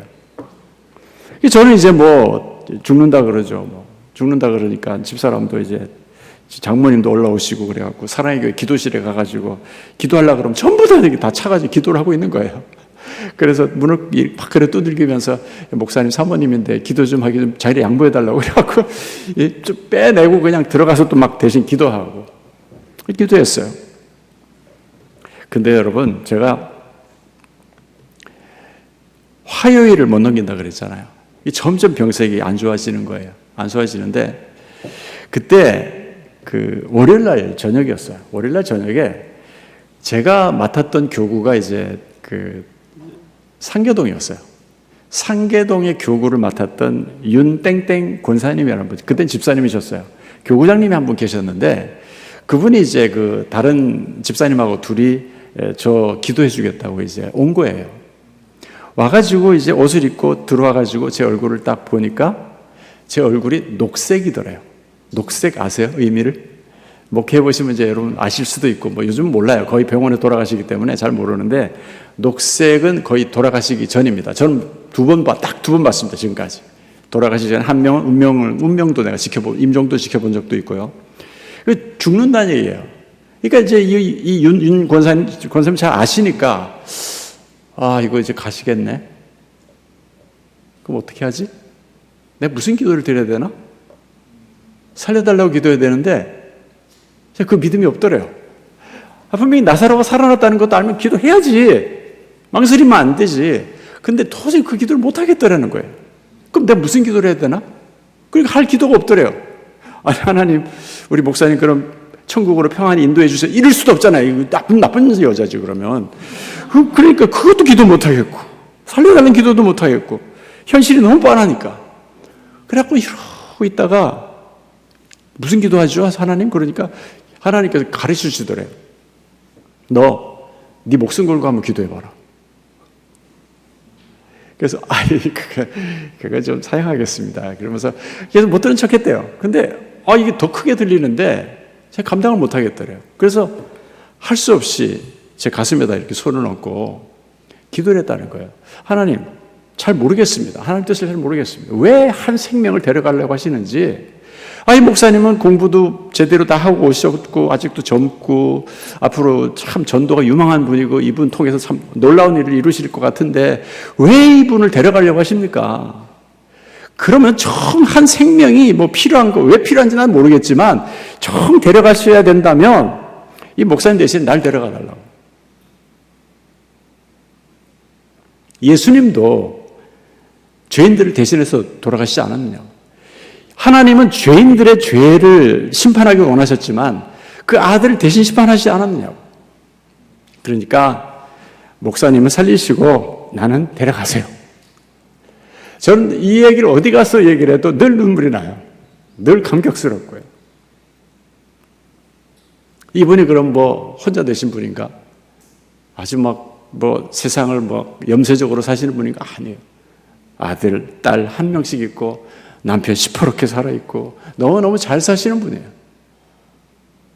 이 이야기를 나중에 제가 집에 와서 이제 좀 쉬고 있을 때 신방으로 오셨더라고요. 저는 이제 평신도에 신방을 받고 있었던 교육자입니다. 신방으로 오셔가지고 이런저런 이야기를 하다가 이 이야기를 하신 거예요. 아이고, 어쩌다가 나왔어요. 이분 진짜 의도적으로 하려고 했던 것도 아니었어요. 근데 그 얘기 끝까지 안 했어야 되는데, 그걸 하는 바람에 이게 이제 제 마음에 닿았던 거예요. 그 얘기를 듣는데 얼마나 부끄러운지. 왜 그런가 하면 나는 지금까지 한 번도 평신도를 살리기 위해서 내 목숨 걸어본 적이 없었거든요. 전 기도해 본 적이 없어요, 그런 기도. 이거 뭐야? 평신도가 더 낫네? 저한테는요, 망치로 뒤통수 한 대 땅 하고 맞는 느낌이 들더라고요. 너무너무 부끄러웠어요. 진짜 부끄러웠어요. 쥐구멍이라도 있으면 좀 찾아 들어가고 싶을 정도로 너무너무 부끄러웠어요. 그 이후부터 제 가슴에 그 말이 새겨졌어요. 너는 한 영혼을 위해서 목숨 걸 수 있냐? 이게 아직도 제 마음속에는 살아있는 음성이에요. 너는. 저는 제자훈련하는 방법이라든가, 제자훈련은 어떤 거고, 제자훈련의 영성, 이런 건 다 이제 옥 목사님한테 배웠다고 하죠. 배웠습니다. 그렇지만 정말 제자훈련의 아주 핵심적 가치라고 할까? 어떤 제자훈련 스피릿? 그건 저는 한 평신도에게서 배웠습니다. 제가 그걸 보면서 평신도가 참 무섭다. 엄청난 잠재력이다. 이렇게 표현합니다. 저는 언제 터질지 모르는 다이너마이트다. 지금은 아직 터지지 않았지만 언젠가 터지면 이건 다 죽는 거예요, 옆에 사람들. 그때 제가 생각한 게 그거였어요. 그래, 하나님께서 찾으시는 한 영혼이 있다면 그곳이 어디든 난 간다. 그 마음을 늘 갖고 있었던 거죠. 그러다가 이제 11월 달이 됐는데 저 경기도 광주였던 교회에서 교회가 싸움이 나가고 다 나가고 한 100명 남은 교회인데 여기 목사 찾는다는데 하면서 다른 목사들끼리 자기들끼리 대화하는 걸 제가 밥을 먹다가 들었어요. 내가 왜 난리해? 왜? 너한테 얘기했니? 이런 거잖아요. 나한테 얘기한 것도 아니거든요. 근데 왜 자기들끼리 얘기하는데 그걸 왜 내가 주워 듣고는 내가 고민을 해요? 되게 웃기잖아요? 겁나게 웃기잖아? 나 진짜 웃겨 죽겠다니까요? 그런데 이게 있잖아요. 속에서 메아리가 돼가지고 너 안 갈래? 너 안 갈래? 너 안 갈래? 갈래? 이러면서 하고 나오는 거예요. 와, 사람 잠도 안 오고. 그래서 이런 걸 두고 하나님 음성이라고 그러나? 전 잘 모르니까. 그런 거 들어본 적이 없으니까. 음성이라 그러나? 이런 생각이 들 정도였어요. 그러다 어떻게 됐을까요? 가고 말았습니다. 저는 좀 이런 말씀을 좀 드리고 싶어요. 여러분들한테. 우리 젊은 교육자들이 요즘 보면 되게 그런다 그러더라고요. 지금 가장 로망이 대형교회, 특히 강남에 있는 대형교회 부목사로 가서 거기서 은퇴하는 거가 로망이라고 그러더라고요. 참, 글쎄요. 제가 어떻게 판단하기는 좀 어렵습니다. 하나님께서 알아서 하시겠지만, 그래도 우리 찬송할 때 이런 찬송하잖아요. 얼굴짝 빈들에도 복음 들고 가오리다. 아마 그런 분들한테는 이런 찬송이 제일 싫지 않을까 하는 생각이 좀 들어요. 우리 경기도 광주만 해도요, 교육자 구하기가 참 힘들어요. 이 서울 벗어나면 다시는 못 들어간다는 이런 속설이 있어가지고, 지가 설교만 잘해봐라. 왜 못 들어가나? 다 들어가요. 근데 그거 가지고 그냥 안 들어가려고, 안 나오려고 그래, 안 나오려고. 재진입하기가 힘들다, 이래가지고 말이죠. 물론 안타까운 현실 내가 다 이해합니다. 다 이해합니다. 그런데, 과연 목사가 그래서는 안 되잖아요? 제가 그 교회를 가고 나서 나중에 옥 목사님 살아계실 때 제가 들었던 가장 큰 칭찬, 옥 목사님 칭찬을 잘 안 하세요. 근데 저한테 가장 극찬 하나 한 게 있는데 그게 뭐냐면 너 참 목사답다 하는 말이었어요. 목사답다. 이 답다라는 말이요, 얼마나 답답한 얘기인지 여러분 아세요? 제가 그 말 한마디 때문에 지금까지 못 떠나고 있잖아요, 이렇게. 이제 다 떠날 때도 이제 없어요. 이제 은퇴해야 돼요. 목사답다. 맞아요. 전 목사답고 싶었어요. 누구한테나. 하나님 앞에서도 목사답고, 성도들 앞에서도 목사답고 싶었습니다. 아무튼 저는 딱 하나만 봤어요. 뭐 얼마를 주는지, 사택은 어떤지, 뭐 어떻게 되는지 이런 얘기 안 하고, 제자훈련 하겠느냐. 그러니까 다 하겠대요. 당연히 하겠다 그러지. 급해 죽겠는데 뭐 제자훈련 아니라 뭘 한다 그래도 다 한다 그랬지. 제자훈련이 사실 뭐지 모르니까 한다 그랬지. 약속을 그냥 턱하니 하더라고요. 그러니까 난 그것도 모르고 턱하니 그냥 잡고 그냥 간 거예요. 낮은 학력이죠. 소득도 저소득층이죠. 사회에서 인정받지 못하고 맨날 짓밟히는 마이너리그 사람들이죠. 그냥 교회만 오면 서로 누가 높으냐 이거 경쟁하는 거예요. 여러분 특히 좀 많이 배우지 못하신 분들, 또 학력이 낮고 사회적으로 좀 인정받지 못하시는 분들이 빠지는 게 뭔지 아세요? 성령운동이에요. 아니 다 그렇다는 건 아니에요. 그렇게 하면요, 뭐 방언을 하고 예언을 하고 이러면요, 사람 다 머리를 숙이거든요. 그러니까 한꺼번에 원샷 원킬이에요. 한꺼번에 그냥 이 모든 걸 다 상쇄시켜버리고 나는 영적인 승자가 되는 거죠. 제가 처음 제자반을 모집을 했는데 학력이요, 초등학교 곧 졸업한 2명, 중학교 3명, 고등학교 5명, 그 다음에 아직도 모르는 사람 1명. 어디까지 공부했는지 얘기를 끝까지 안 해요. 이분 이름도 못 써요. 자, 보세요, 여러분. 어땠을 것 같습니까? 10년 감수했습니다. 아무도 반대하지 않았는데 아무도 따라오지도 않더라고요. 이게 여러분 미칩니다. 아무도 반대하지 않아요. 차라리 피 터지게 반대했으면 좋겠어요. 그럼 내가 하든 안 하든 뭐 결단을 낼 텐데 이거는 전부 찬성하고 따라오겠다고 하려고선 보면 나 혼자 뛰어가고 있어요. 아무도 없어요, 뒤에. 제가 참 많이 고민을 했죠. 내가 이러려고 왔나. 내 미국 가서 그렇게 고생하면서 공부를 했는데 너무 내가 억울한 거예요. 너무 억울한 거예요. 그 많은 학문들은 그럼 왜 내가 했을까? 목회는 그렇잖아요, 여러분. 목회는 낭만이 아니거든요. 한 영혼을 품는다는 게 이게 여러분 얼마나 힘든지 여러분 아세요? 뭐 책에도 그런 책이 있습니다만 물론 자식에 관한 얘기지만 고슴도치 끌어안기? 그거 진짜 힘들지 않겠어요? 딱 그거예요. 제자훈련은요, 고슴도치 끌어안기예요. 힘들어서 정말 떠나고 싶을 때가 있었을까요? 없었을까요? 솔직히 말하면 있었어요. 사표 쓰고 그냥 나는 아닌가 보다. 학교로나 가야 되겠다 생각하고 학교로 가려고 그랬었던 적도 있어요. 사표를 여기다 놓고 다녔거든요. 그때마다 이상하게 하나님의 간섭이 있더라고요. 내가 정확하게는 설명은 못하겠는데 하나님의 간섭이 있었어요. 제가 예만 하나 들어드릴게요. 제가 이제 한 5년 됐을 때 같아요. 그때 이제 서울에 있는 모 교회에 이제 제가 특강을 하러 가게 됐거든요. 제자훈련 관련해가지고. 근데 그때 이제 강남역이었어요. 강남역. 네. 강남역에서 이제 지하철을 타고 내려서 이렇게 올라오는데 그 교회로 이렇게 가는데 마음에 이런 생각이 드는 거예요. 기도가 되는 거예요. 하나님, 제가 이제 한 5년 동안 이렇게 좀 시골에서 참 한 영혼을 끌어안고 싸우겠다 그러면서 씨름하고 했는데 이제 좀 저도 좀 이렇게 좀 번듯한 데서 좀 목회할 수 없을까요? 뭐 하실 수 있잖아요. 뭐 제가 뭐 못할 것도 없고 하면 될 것 같은데 저도 좀 한번 좀 옮겨주시죠. 그렇게 기도를 하면서 이제 걸어갔어요. 근데 그럼 제 마음속에 이제 하나님 말씀하셔야 되잖아요. 그래서 말씀하셨어요. 그럼 어떤 말씀하셔야 됩니까? 보라, 내가 새 일을 행하리니 이제 나타내리라. 뭐 이러면서 이제 그 멋진 말이 쫙 이렇게 나한테 와야 되는데 그 말씀은 생각이 안 나고 무슨 말이 생각이 나는가 하면 빌립보서의 말씀이요. 네? 예수님께서 하나님의 본체시지만 하나님과 동등됨을 취할 것을 여기지 아니하시고 오히려 자기를 비워 종의 형체로 사람의 모양으로 이 땅에 오셨다. 십자가에 죽기까지 자기를 낮추셨다. 이 말씀이 들리는 거예요. 그래서 미친 듯이 그랬어요. 싫어요, 이 말.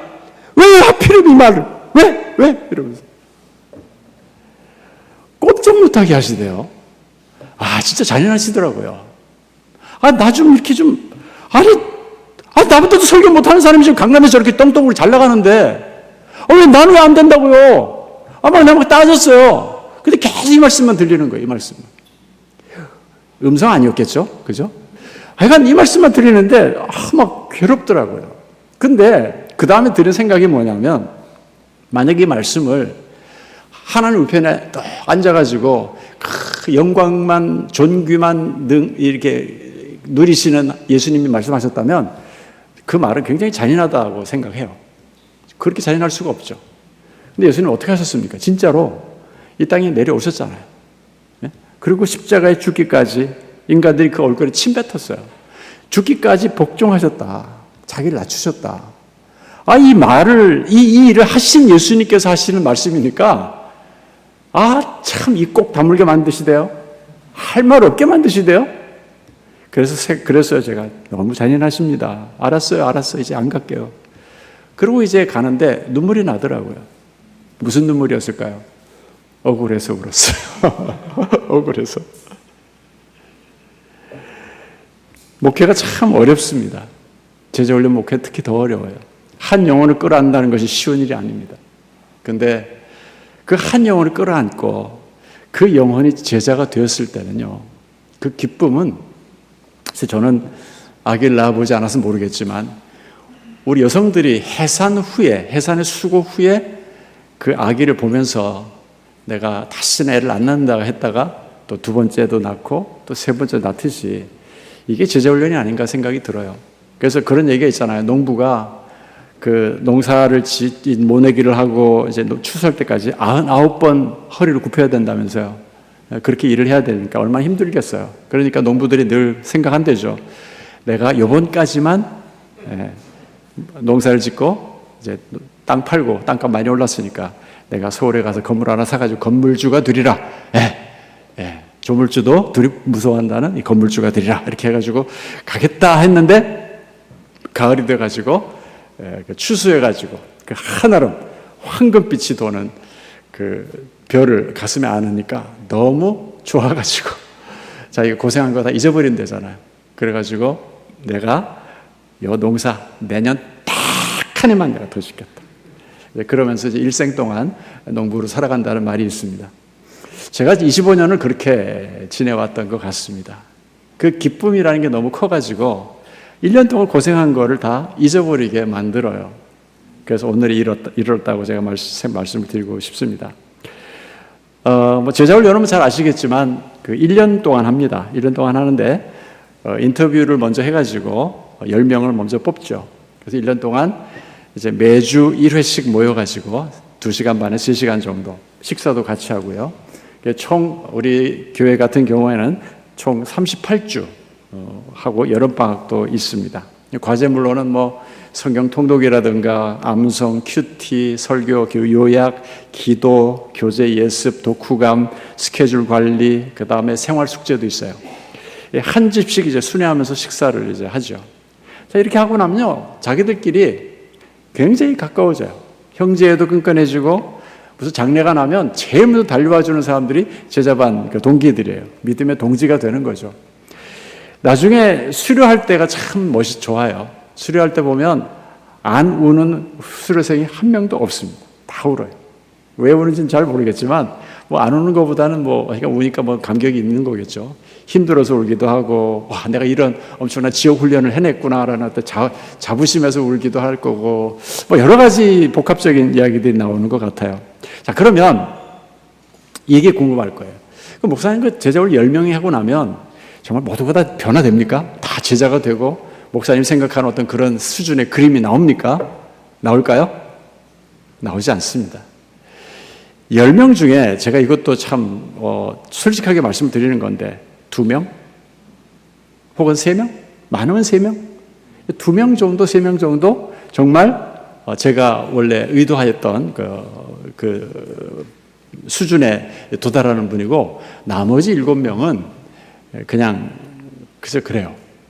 근데도 근데도 적어도 그렇게 소명의 어떤 삶을 살아가겠다는 생각은 못 하더라도 적어도 이 사람들이요, 야, 믿음 생활이라는 건 이런 거구나. 그리고 내가 앞으로 어떻게 살아야 되겠구나 하는 정도는 알더라. 그러니까 이것도 모르면 이게 문제거든요. 그러니까 제자훈련에서 하는 것 중에 이런 것들이 있어요. 말을 조심해야 된다라든가 뭐 이런 것들이 있거든요. 그러니까 실제로 훈련을 받은 사람들은 카페에 가서 교회 욕하거나 목사님 욕하거나 사모님 씻고 막 맛보고 뜯고 즐기고 막 이러지 않거든요. 이런 것들이 난 좋다고 생각해요. 그리고 나머지 7명은요, 앞에 3명을 따라가더라고요. 따라가요. 그러니까 어떻게 되겠어요? 그 3명이 교회를 바꿔놔요. 그러니까 4반이었으면 12명 되겠죠? 1년에 12명씩만 그렇게 소명자로 교회가 왜 존재하는지, 우리 평신도들이 해야 될 일이 무엇인지에 대해서 바뀌어진 생각만 하면 정말 목회하기가 아주 쉽고요. 교회에 정말 많은 변화가 이루어져 갑니다. 그래서 우리 제자훈련 받고 나면 이제 사역훈련을 한 다음에 그 다음에 이제 소그룹, 우리 순장교육이라고 하는데, 소모임이라고 그래요. 순모임이라고 하는데, 그 소그룹 모임의 리더가 되죠. 그래서 전 그들을 작은 목사라고 부릅니다. 그래서 그들은 그 순원들의 영적 그 책임을 지게 됩니다. 그러면서 이제 또 2년에 한 번씩 전도 집회를 통해 가지고 또 전도해 가지고 또 이제 들어오고, 그렇게 해서 교회가 지금 변화되어 가고 있는 겁니다. 지금까지 25년 목회를 했는데, 옛날 그 멤버들 있잖아요. 초창기 멤버들, 고인물들 있잖아요. 그분들하고 이제 이야기를 가끔씩 이제 식사하면서 이야기를 해보면 이런 얘기를 해요. 목사님, 그때 생각하면 지금 너무 꿈 같아요. 그래요. 당연하죠. 엄청 꿈이죠. 그러니까 예배를 드려도 예배가 정말 사랑의 교회 옛날, 지금 말고 옛날 사랑의 교회처럼 정말 다들 울기도 하고 참 감격이 있어요. 그게 왜 그럴까요? 예배 형식이 뭐 그렇게 좋아서라기보다는 그분들이 예배자로 바뀌어서 그런 거예요. 그러니까 형식이 중요한 게 아니고 예배 드리는 사람들이 누군가, 이게 굉장히 중요하더라고요. 최근에는 제가 교회를 짓는 게 이제 목적이 아니라서 저는 13년 동안 교회에서 예배 안 드리고 경화여고라는 데 강당을 빌려갖고 예배를 드렸어요. 근데 이제 하도 장로님들이 교회 짓자고 그래가지고 헌금하겠다고, 걱정하지 말라고 그랬는데 안 하더라고요. 아무튼 교회를 신축을 했습니다. 지금 출석 인원은 한 1,300명 정도가 나오고 있고요. 주일학교는 지금 한 400명 정도가 나오고 있습니다. 이 정도면 뭐 교회 뻥튀기 잘한 거죠. 그리고 저는 본시 처음부터 제자훈련하는 교회하고 대형교회는 서로 사마띠 아니할세, 서로 이렇게 어울리지 않는다고 생각을 했기 때문에 저희들이 분립을 2번 했습니다. 그래서 그 중에 한 분립은 저희 부목사들은, 부교육자들은 그 합동만 있지 않아요. 합신도 있고 뭐 침신도 있고 저기 장신도 있고 그래요. 근데 그 중에 이제 합동신학교를 졸업하신 분이 계시는데, 그 목사님이 저희 부목사였어요. 그때 이제 제가 분립을 했습니다. 그래가지고 오포 사랑의 교회라고 최동혁 목사님이라고 계시는데 거기 지금 분립 개척을 하나 해드렸어요. 근데 거기서 이제 12월 1일 날이죠. 첫 임직 예배를 드린다고 하더라고요. 그리고 이제 필리핀의 신학교를 저희들이 하나 또 세워가지고 그곳에 이제 교단도 하나 만들어갖고 필리핀 원주민들, 현지인들 지금 목회도 지금 또 병행하고 있습니다. 그래서 아무튼 계속 분립을 하고 싶었는데 장로님들이 한 2번 하고 나니까 이제 안 하려고 그러더라고요. 부담도 되고 자기들 또 나가라 그럴까봐 이제 내가 좀 누리고 싶은데 이 좋은 교회에서, 근데 이제 자꾸 그러니까 이제 목사님이 좀 눈치만 자꾸 보고 그래갖고 불쌍해가지고 아유, 그만하자 이렇게 생각을 했습니다. 근데 왜 제가 또 그만하겠다 생각을 했냐면 이것도 아닌 것 같아요. 분립도. 무슨 얘기냐면 제가 오포 사랑의 교회 분립을 한 다음에 제가 얼마나 그 지역 교회 목사님한테 욕을 먹었는지 아세요? 항의 전화가 빗발쳤어요. 그 이미 9개의 교회가 있었거든요. 오포라는 지역에. 그 지역만, 양벌리 그 지역만 9개가 있었는데 여기 교회가 없어서 여기다가 지점 내느냐고 굉장히 반대하더라고요. 그래서 제가 그때 뭐라고 얘기했는 거 아니? 사실 제가 거기다 내라 그런 건 아니고요. 그 최 목사님이 거기서 하고 싶다 그래서 거기서 한 거예요. 네? 그리고 2번째, 그 교회는요, 우리 합동 측도 아니고 합신이에요, 합신. 그러고 나니까 아무 말도 안 하더라고요. 네. 우리 교단 아니라는데 뭐 어떡할 거예요. 네. 그래서 합신 거기가 동서울로인가? 동경기노인가? 그래요. 거기 목사님들이 저 만나면, 이렇게 자꾸 쳐다봐요. 그래서, 왜 쳐다보세요? 그러니까, 이상하다는 거예요. 뭐가 이상한데요? 아니, 합동 측 교회에서 분립을 하는데, 합신 측 교회를 분립을 해요? 그러더라고요. 그 뭐가 왜 이상한데요? 이상하잖아요. 교단이 다르잖아요. 그러니까, 참, 신하고 동하고 다르구나. 그때 알았네. 그랬어요. 농담 삼아서 얘기를 했어요. 그게 뭐 그렇게 대단히 중요해요. 자, 끝으로 이제 시간이 다 됐으니까 제자훈련 목회 전망을 잠깐 말씀을 드리면서 이제 마무리를 할까 합니다. 제가 사랑교회에 있을 때 1997년에 옥경모라는 모임을 하나 만든 적이 있어요. 그게 뭐냐면 97년입니다. 옥 목사님 걱정하는 모임이라고 하나 만들었었어요. 부목사님들이 한 30명 넘게 계시는데 그 중에 이제 그 좀 뜻을 같이 하시는 분이 7명이 모였었어요. 7명이 모여가지고 제자훈련의 한계를 본 거예요. 그러니까 제자훈련의 한계라는 말은 더 이상 부흥이 안 된다는 게 한계가 아니고 계속 부흥이 되는 게 한계였어요. 무슨 얘기냐면 사실 내비게이터 선교회에서 추구하는 제자훈련의 그 기본 스피릿, 그게 사실 진정한 제자훈련이죠. 전 그렇게 생각하거든요. 거기는 계속 샌딩이거든요. 계속 보내는 거예요. 근데 사랑의 교회는요, 이게 없는 거예요. 무슨 말인지 아시겠어요? 그러니까 계속 전도하죠. 그러다가 제자훈련 시키죠. 그리고 나서 순장시키죠. 또 전도하죠. 또 끌어오죠. 또 제자훈련 시키죠. 순장하죠. 계속 늘어나는 거예요. 옥 목사님 설교 잘하시겠다. 교회 분위기 좋겠다. 모든 게 다 갖춰져 있으니까 부흥 안 할 수가 없잖아요. 교인들도 다 성숙해 있고 그냥 사방에서 막 이렇게 이러면서 울고 그러니까 은혜스러울 그지 없는 거예요. 찬양해도 은혜스럽고 기도 한마디를 해도 어떻게 그렇게 옥구슬 굴러가듯이 기도를 하는지 장로님들도 정말 기도 잘하시더라고요. 그래서 하여간 은혜가 되니까 계속 모이는 거예요.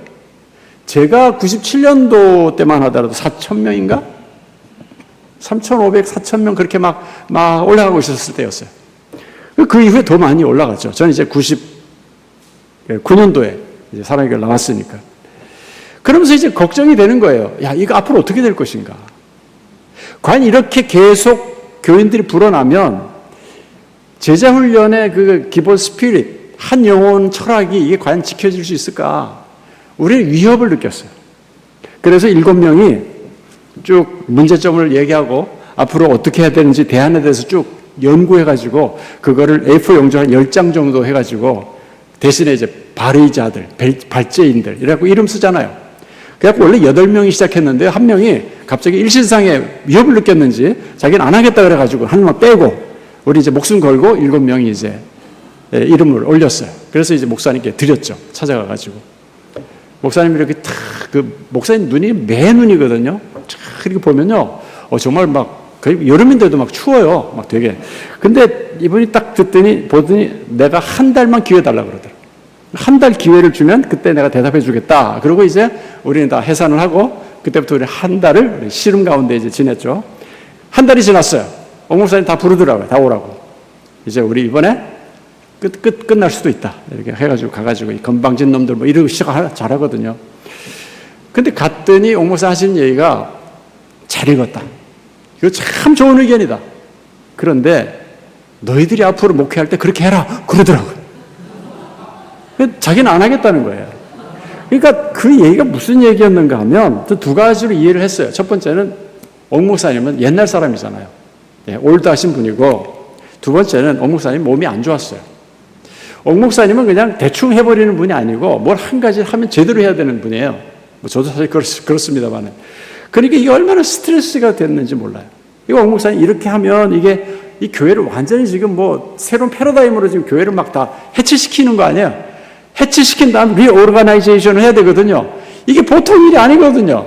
그러니까 이게 자신이 없는 거예요. 그래서 자기는 이제 은퇴하려고 지금 생각을 어느 정도 하고 있는 상태였기 때문에 이걸 도대체 더 이상 자기가 했다가는 이거 자기가 골로 가겠다는 생각이 드셨는 것 같아요. 그래가지고는 포기를 하시더라고요. 그러고 나서 옥경모도 이제 해산이 되고 우리는 그냥 각자 알아서 하기로 하고 그러고 나서 저는 이제 경기도 광주로 이제 오게 됐고 저는 와서 이제 제가 말했던 바를 실천했죠. 근데 실제로 저는 그렇게 생각하거든요. 저는 늘 제 사역의 모토로 삼는 게 헨리 나우엔의 그 이야기를 모토로 삼아요. 제 목회의 모토로 삼는데, 그 세상의 길, 그리스도의 길이라는 책이 있습니다. 아주 얇은 책인데 참 좋은 책이에요. 한번 읽어보시면, 또 합신에서 헨리 나우엔 또 싫어하시나요?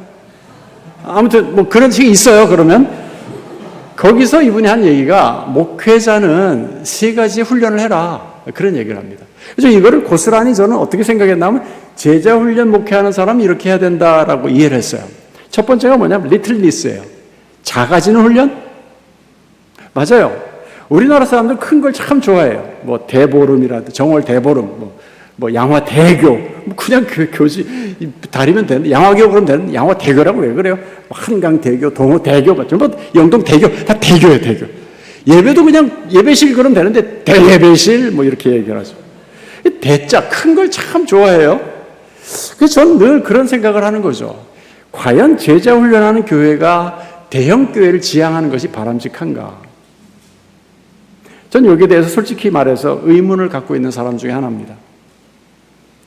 여기까지. 그 얘기는 안 하겠습니다. 그 다음은 얘기 안 하겠습니다. 그 다음 어떤 교회가 나와야 되니까 그건 제발 물어보지 마세요. 그 다음에 두 번째가 히든니스, 숨는 훈련을 해라. 이게 참 맞는 말이라는 생각이 들어요. 목사가 제자 훈련한다고 하면서 뭐 총회장이 되고 막 정치에 막 뛰어들고 뭐 사회운동을 하고, 어떤 목사님 보니까 명함을 하나 주시는데 명함에 무슨 협회장, 무슨 회장, 무슨 이사장, 이게 20개가 넘어요. 와, 이러면서 어떻게 제자 훈련을 하시지? 라는 생각이 들 정도로 참 이상하다는 생각이 들더라고요. 근데 나는 정말 제대로 제자 훈련 하시려면 숨는 훈련 하셔야 돼요. 사람 앞에 드러내지 말고. 저 너무 감사한 게, 하나님께서 저를 경기도 광주라고 하는 바위 틈 은밀한 곳에 저를 덮어 놓으셔가지고, 제가 사랑의 교회 사태 났을 때도 얼마나 편안하게 지냈는지 몰라요. 물론 양쪽에서 막 전화가 오고 막 해서 좀 힘든 적도 있었지만 뭐 잘 지냈어요. 그거 살짝 떨어져 있는데도 이거 좋더라고요. 그 다음에 3번째가 파워리스니스예요. 힘 빼기 훈련. 힘을 빼라는 거죠. 우리 잘 뭐 교회 역사 아시지만, 교회가 힘을 가지면 언제든지 타락했어요. 힘이라는 게 뭘 말합니까? 맨파워, 그 다음에 돈. 큰 교회가 되면 2가지가 완벽하게 갖추어지고 채워지거든요. 부족함이 없습니다. 당연히 타락할 수밖에 없죠. 그럼 제자 훈련의 스피릿이 사라질 수밖에 없죠. 그래서 제가 그 교회 분립을 하면서 그분들이 항의 전화를 할 때 제가 이 얘기를 했어요. 목사님, 우리 교회 좀 이해 좀 해주세요. 사실은요, 우리 교회가 타락하지 않으려고 그러는 거예요. 교회가 교회다운 모습을 잃어버리기 싫어서 그러는 거니까 제발 좀 부탁드립니다. 좀 용서해 주세요. 이렇게 얘기했습니다. 의도적으로 힘을 빼지 않으면 교회는 저절로 늘게 돼 있어요. 특히 은혜스러운 교회일수록 더 늘어난다고요. 더 늘어난다고요. 그럴수록 더 우리가 주의해야 되는 거죠. 그러니까 내 아들이 아무리 설교를 잘하고 정말 뭐 이 세상에 둘도 없는 그냥 정말 뭐 차세대 뭐 목사다 그래도 적어도 내 교회 후임으로는 하질 말아야죠. 아직 하지 말아야 될 이 법은 없어요. 뭐 하겠다는데 뭐 남의 교회 뭐 콩나라 판나라 할 건 없죠. 그렇지만 적어도 나는 하질 말아야죠. 법은 아니지만 그게 도리라는 생각을 저는 하거든요. 그런데 우리나라는 그런 것들이 잘 지켜지지 않는 것 같고, 또 이런 결과적으로 보면 또 아들이 하면 또 더 잘하는 교회들도 있더라고요, 보니까. 그러니까 뭐 할 말은 없는 것 같습니다. 자, 아무튼 분명한 거 하나 말씀드릴게요. 분명한 거는 제자훈련 스피릿을 살려나가야 된다. 시대가 바뀌고 또 환경이 바뀌고 목회 방법이 바뀌어도 뭐 꼭 제자훈련이라는 거 하지 않아도 괜찮아요. 근데 무슨 목회를 하시든 간에 그 한 영혼, 하나님이 찾으시는 그 한 영혼에게 내가 집중하고 그 영혼을 위해서 내가 목숨을 걸겠다. 이런 각오를 가지는 것은 앞으로 우리가 사역을 앞에 놓은 우리 원우회 여러분들에게는 꼭 필요한 정신이라고 그렇게 생각을 합니다. 우리 긴 시간 동안 저희 강의에 기울여 주셔서 대단히 감사합니다. 이것으로 마치겠습니다.